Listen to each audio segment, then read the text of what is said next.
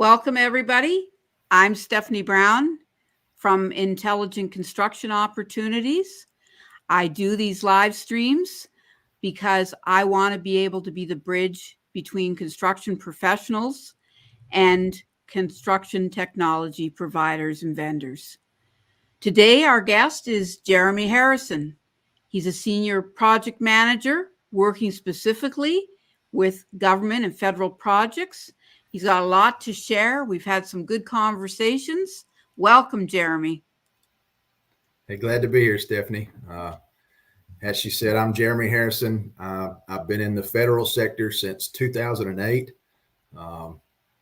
Lots of interesting construction projects and everything from airplane hangars to sewage treatment plants. I've been involved in.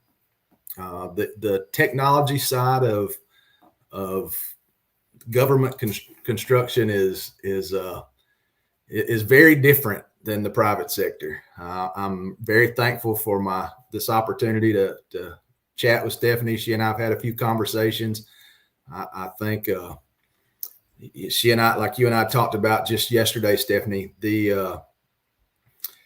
if construction tech is not streamlining your processes, if it's not making things easier or making them flow better, and even worse, if 50% of your people don't know how to use it, it's really not worth much. It is not worth much. So connecting with someone like Stephanie to help you cut through that red tape and find what you need that actually works for you and makes sense for what you do is an absolute necessity.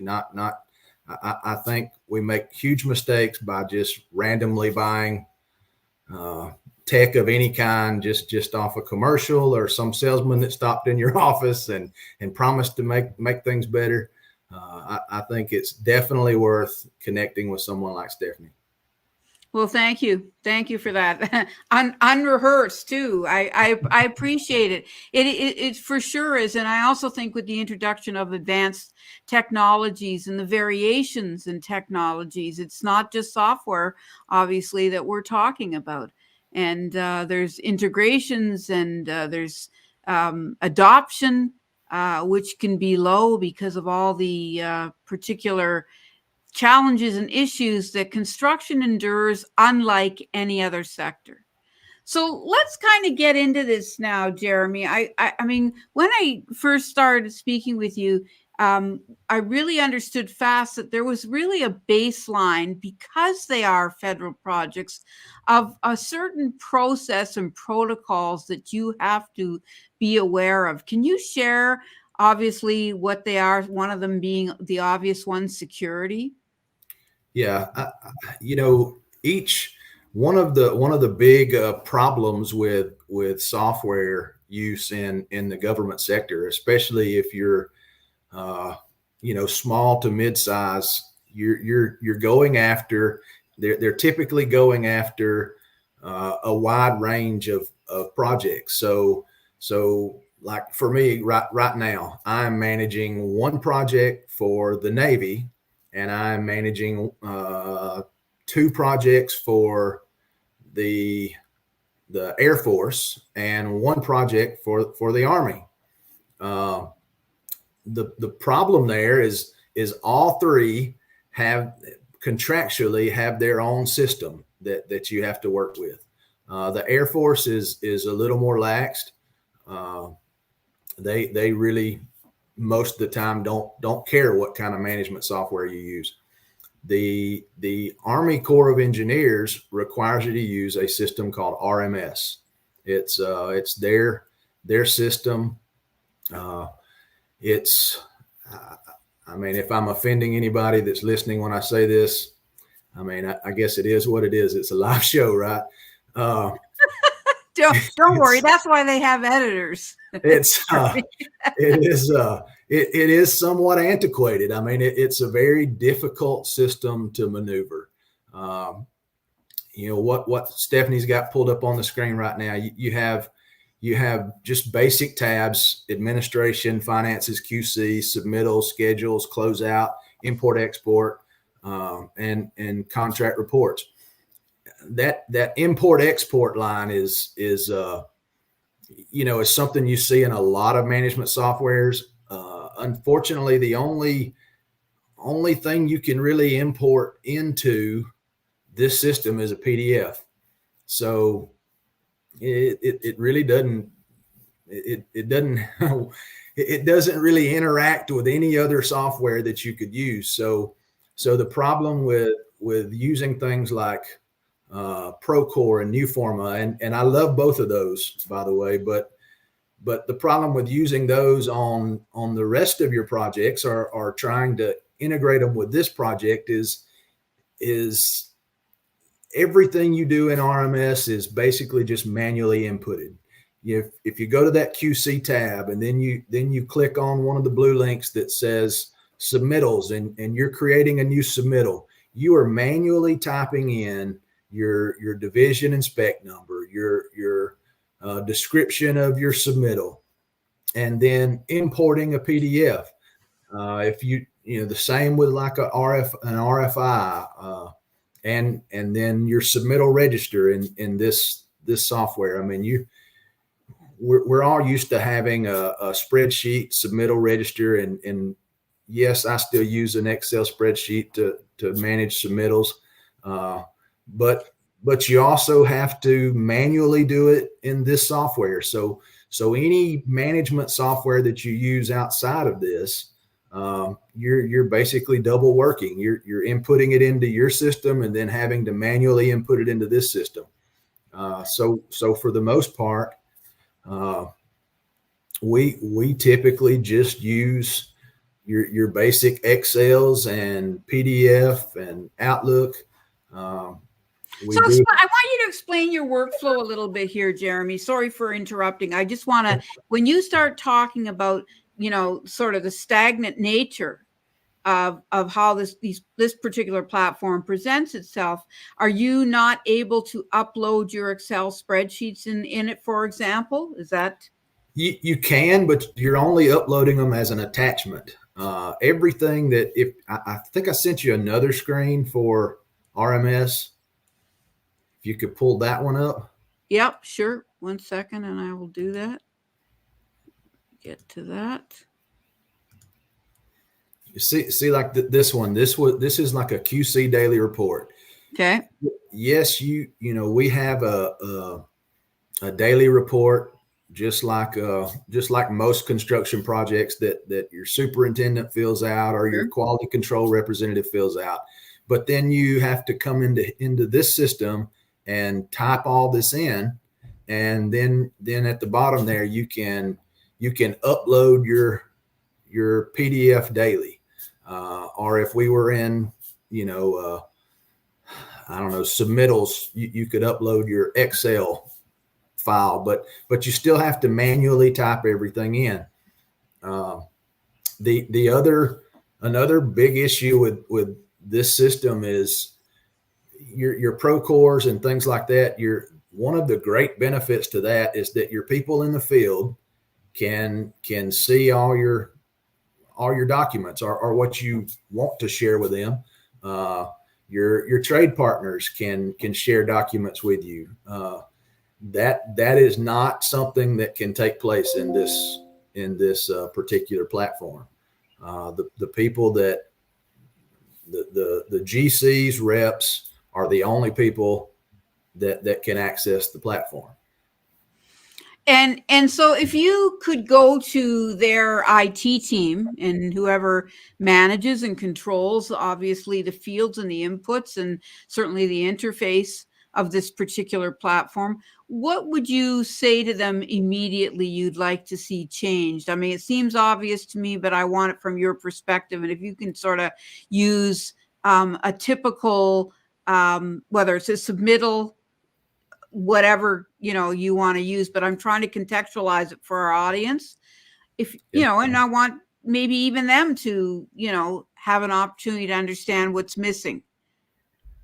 Yeah, I mean, if the Navy system, and I'm going to talk around the question you just asked. I'm not ignoring it. Bear with me. Sure. Yeah. Go for it. The Navy system is ECMS. Uh, it is built off the CMIC platform.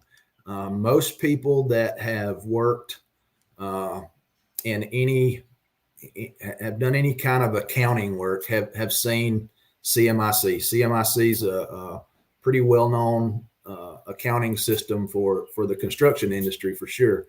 The Navy system is kind of integrated into CMIC.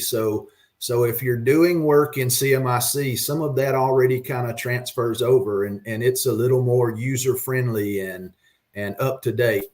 I think that to me is the biggest problem with like RMS is that you can't integrate other things with it. I can't pretend to know all the answers or why they do some of this stuff. Like Stephanie had mentioned, some of it is it a security thing, Jeremie? Right, is that possibly what it is?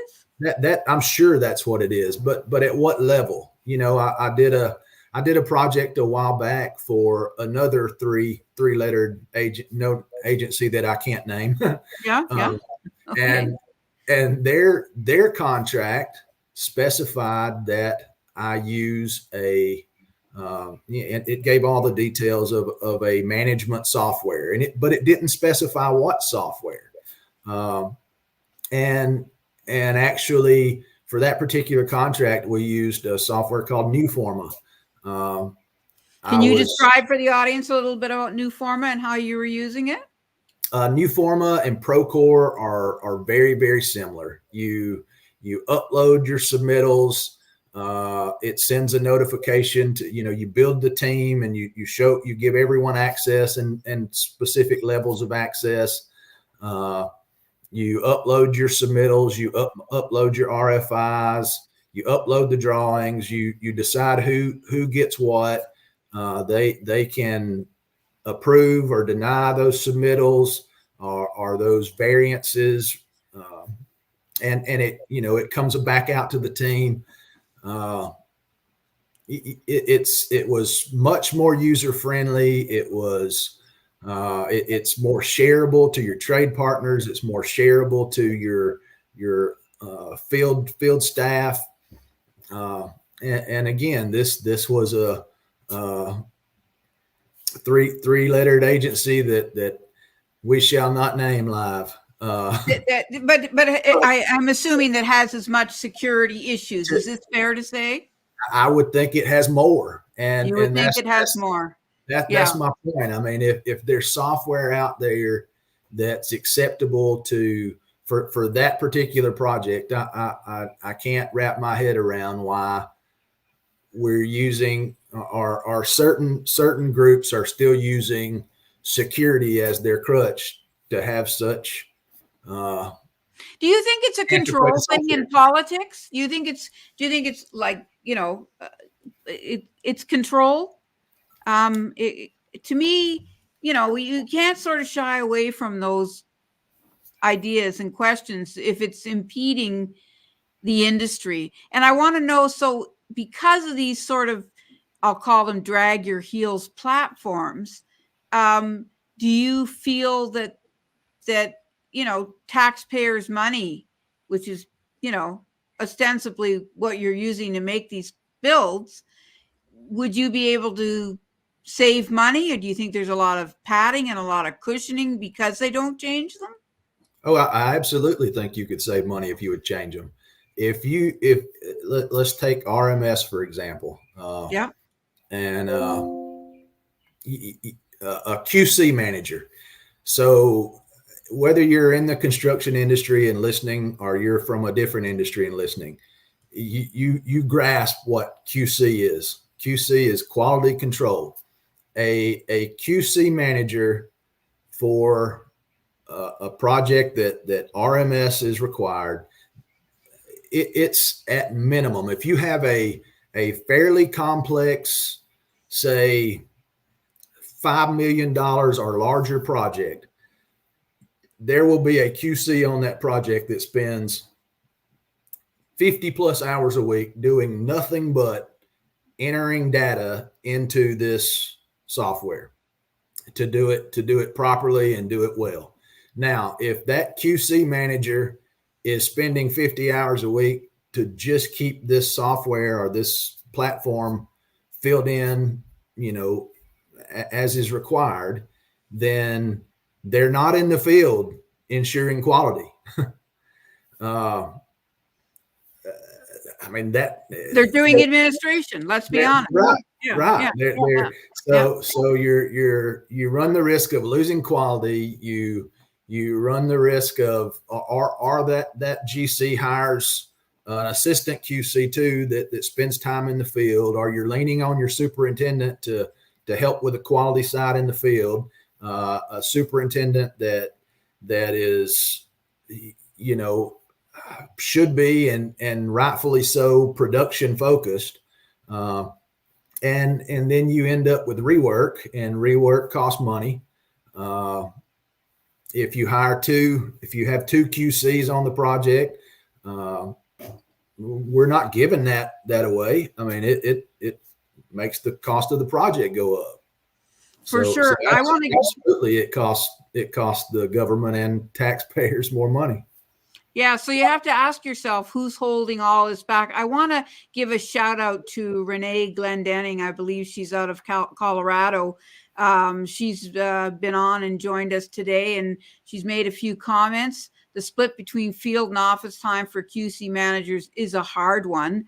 But if you want to, Renee, join us in a little more, conversation and sort of fill out what you mean exactly by that. We'd be happy to have, more input from you on that comment. I understand exactly what she means. Well, so go ahead.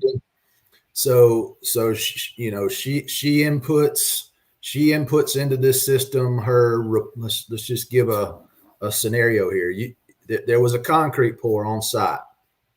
She's responsible for entering all the information from the time the concrete truck left the plant until it got poured on the ground, because there's a time limit through these projects of how long concrete can sit in a truck before it's dumped out, or you have to send it back.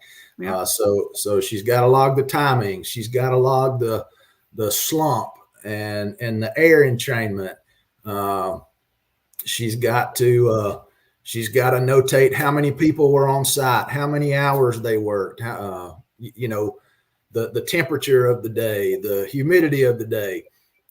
And she's got to manually input all this in this system, but somehow she's also got to have time to be out there to know those things.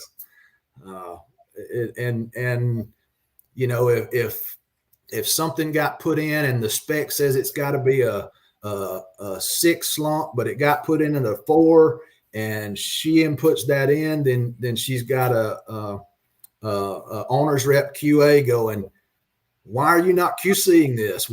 How did this get put in without you stopping work? Well, it got put in without her stopping work because she was stuck in an office trying to get all this garbage entered in. Well, and here she's saying, I've been doing federal QC management for decades, and QCs need to be in the field being proactive, not behind a desk or being reactive. To your point, Jeremie, I provide training for federal QC managers now solving the issues you're discussing. This is great to get these discussions out there. And we have to, because I think, we're at a political crossroads in society in general, where the people have to push back in practical and pragmatic ways, in this case, to the government for this particular issue that is, wasting valuable time and dollars for whatever the political reasons are that this particular platform hasn't kept up with the realities of how technology can work and serve people today. Yeah, I agree. So I want to know something. So if somebody said to you tomorrow, okay, Jeremie, we get the gap. come in and consult with us, what would you change right away in the interface and how you're working with this particular platform? Well, I mean, I guess the first thing I would do is pick up the phone and call you. uh, Yeah, well, that's true. I mean, that would be a good move. I go, Stephanie, help. Because the thing is, what is happening in also in a lot of tech that is working is there's a lot of overlap. And so, I think if you were coming to me, I would say, first of all, let's put all the most vital security issues on the table. And as soon as we check those boxes and put in the proper permissions, I'll say, because all apps are permissioned anyway. I mean, there's administration level ability in any application where they will have, I'll say, the keys to the kingdom, and the other people have limited ability to work with the app. And I see no reason why it couldn't be the same. And as you called out that other agency before, that is using, some of the well-known app platforms out there like Procore. Right. It seems to me that it's about getting the interface right. I'm curious about this photo. Is this a banner or is this actually a photo that's taken and you're able to upload it and use it? Yeah, it is. It's a photo that's taken from this particular project. Usually when you pull up, this, you upload photos monthly, and it's always whatever project you pull up, it's a photo from that project. And as far as automations are concerned, I mean, it sounds to me like it functions so much more as I'll say a database, a place to store information as opposed to utilize it after the fact. Is that fair? It is. It is. It absolutely Yeah. is. So, I mean, certainly with the advent of ChatGPT and, predictive analytics and all of that, it seems to me it's not serving people well. So here's a question for you. Do you know what percentage of projects, say over a year, are built by the federal government? I do not. I know the federal government owns roughly 900,000 facilities. The U.S. federal government. I threw that out in a post about a month ago. The federal government owns 900,000 facilities. Your average roof needs to be replaced every 20 years. I mean, if you're a roofing contractor, that's a lot of roofs.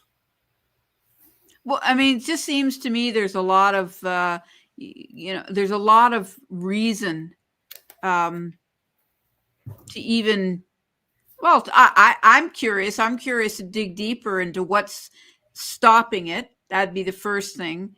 And then being able to go to them with some sort of a proposal of what needs to be changed. I'm curious, for as long as you've been using this particular system, RMS, I don't want to just pick on it. I mean, even though, you showed me the other system as you said, it mimics CMIC. And even when you look at it, it looks more, the interface looks cleaner. It is definitely not only mimicking CMIC, it's mimicking a lot of dashboards that I see these days. I'm curious to know what do you think is lacking in ECMS? Is there something that you would rather see here? Are you able to utilize data as a forward-using predictive tool? I do think ECMS is better than RMS, but it also still acts as just data, really, because I mean it's built off of CMIC, which is primarily accounting. accounting is all data, right? I mean, Right. Yeah. would it not be better to build this system off of a Procore or something to that effect? But my biggest hurdle with both of them and trying to build things for my teams that makes it easy is when you have projects with multiple agencies and each agency is using a different means. That kind of limits us to sticking with Excel, PDF, and the best we can do as far as stretching it out to our trade partners, getting info out to them, and our field guys is like your SharePoints or your Google, your Google platform, so you can share information.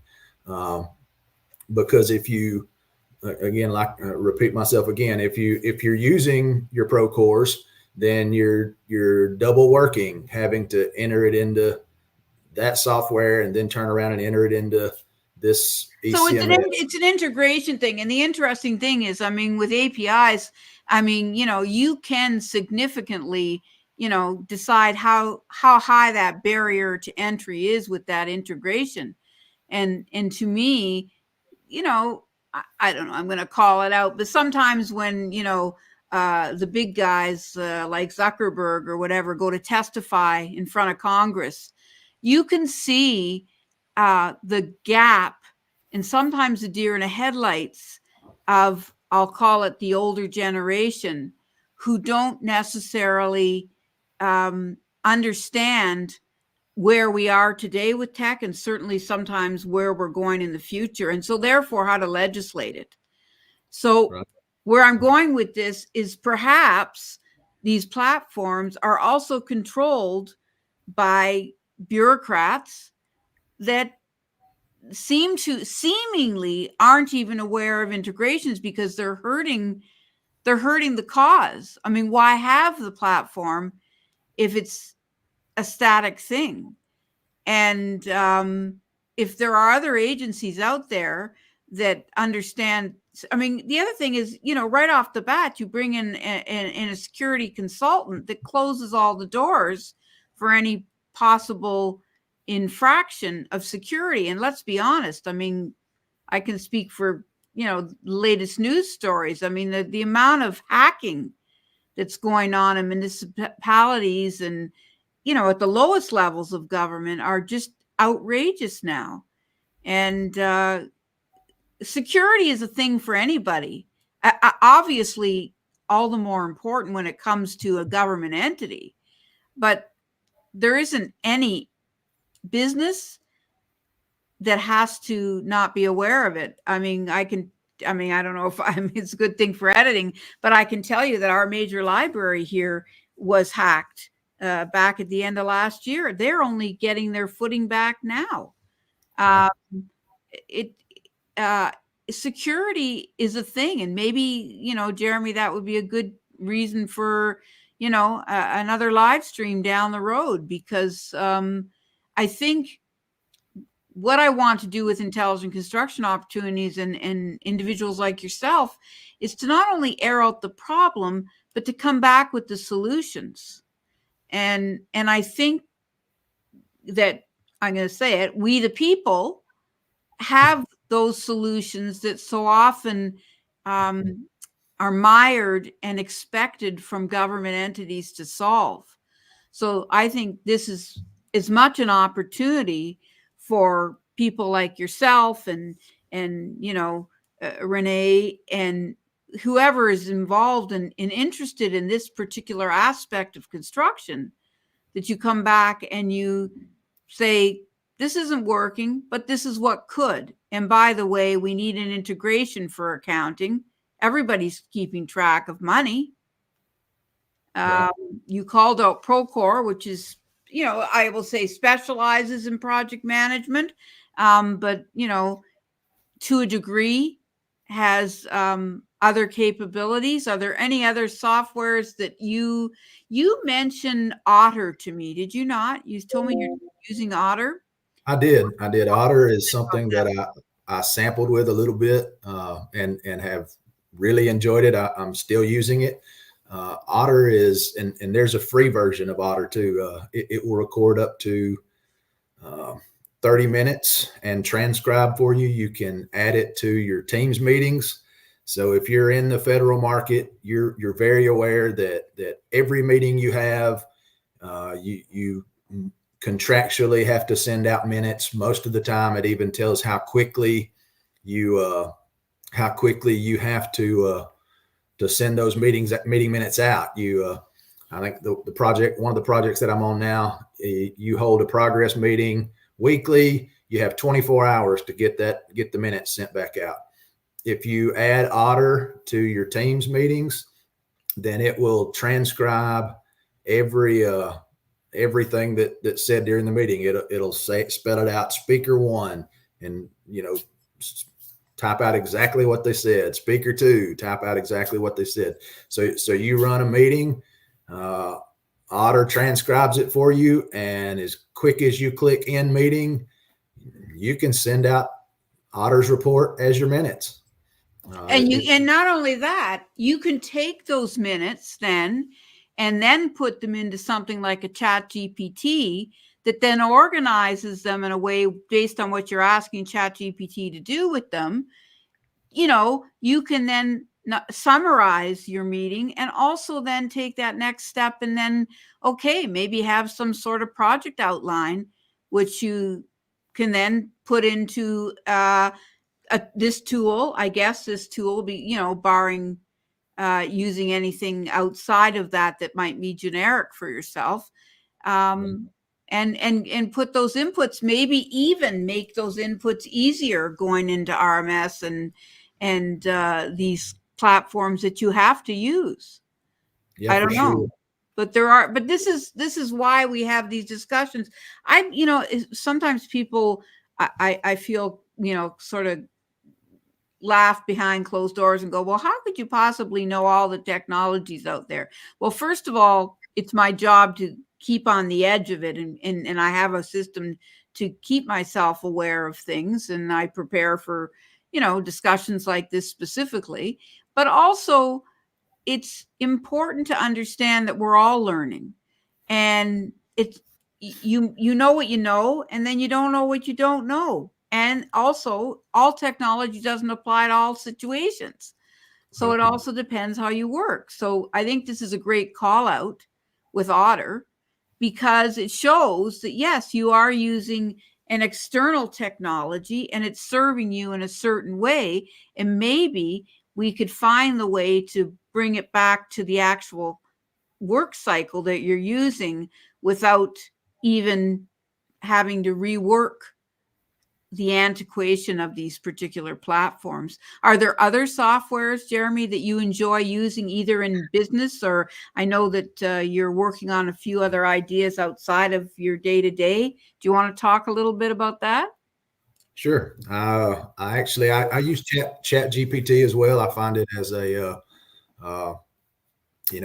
back to Renee, if she's still listening, when you're putting together your an RFI or an RFV to submit, and we all have our strong suits. Like for me, it's architectural and civil. If there's a problem on the project that's architectural or civil, that hey, the drawings say this, but I'm out here looking and this will not work, and I'm going to submit a request for variance, or I'm going to submit a request for information, and I'm trying to put together a technical description to send to my owner's rep. Hey, this is my problem. What are your thoughts? What's your solution? Or here's my problem. Here's my proposed solution. You tell me if you agree or what your solution is. That I can do that without Chat GPT or without having to call a trade partner in architectural and civil. But if it's a heavy mechanical problem that I've run into, I have a hard time even giving a good enough technical description for the owner's rep to understand what my problem even is.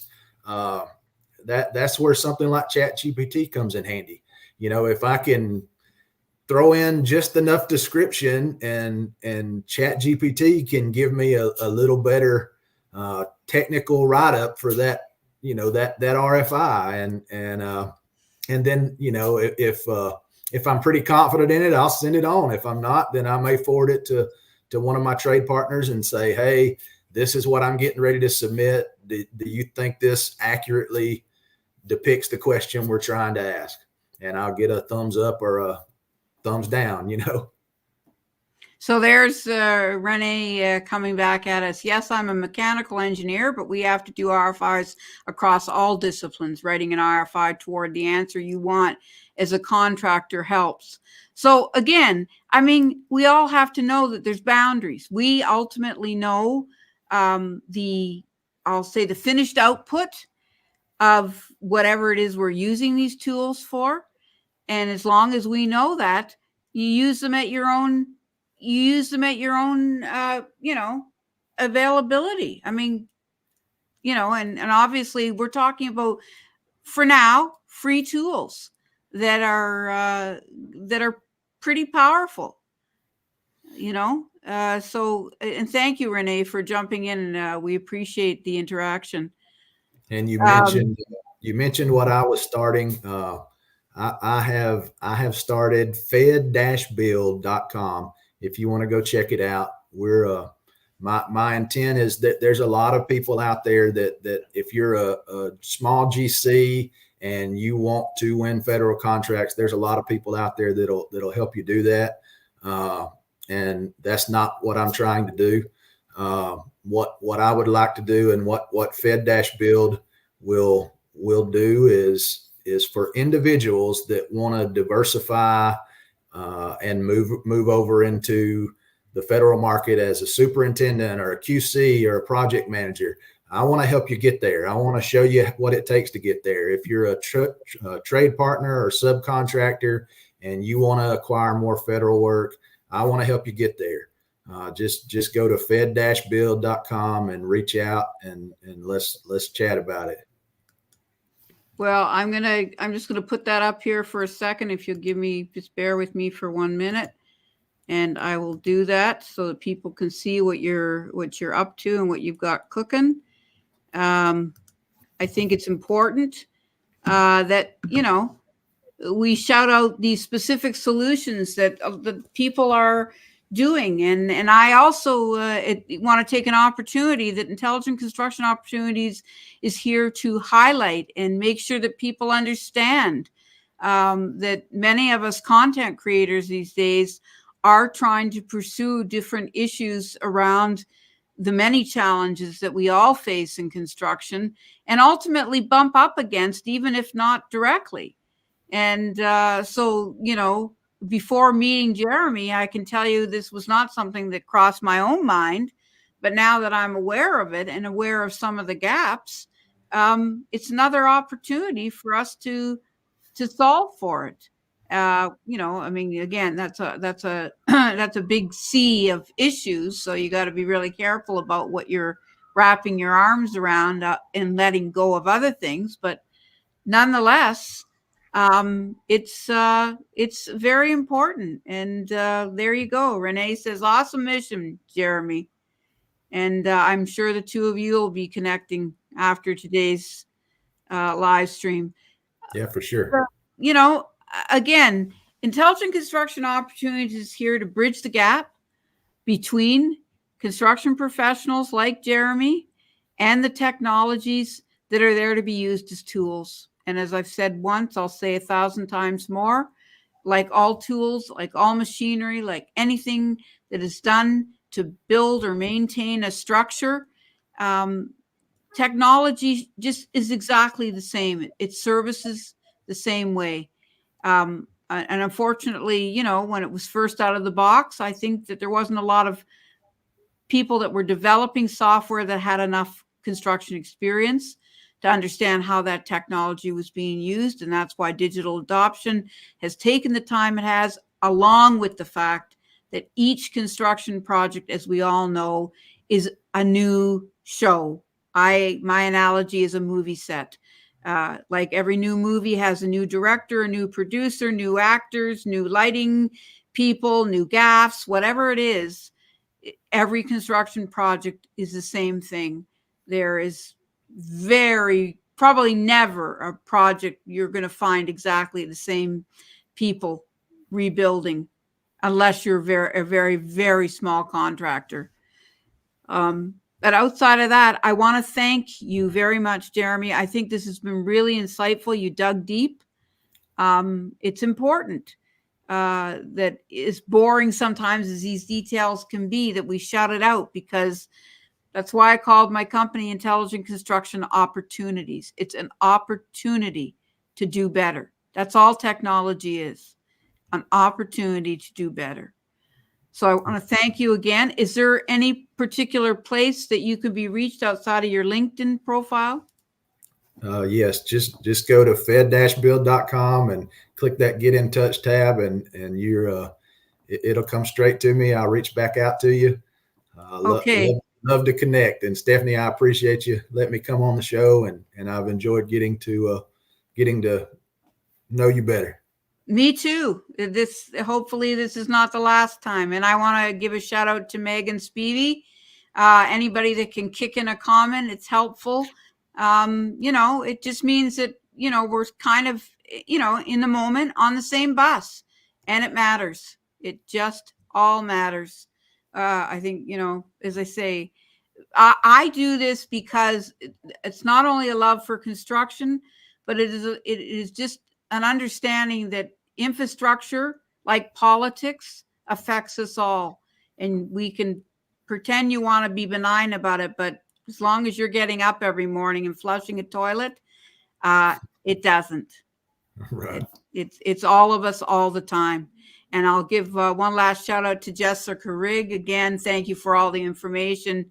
And she completely agrees with you about RMS. Hard not to.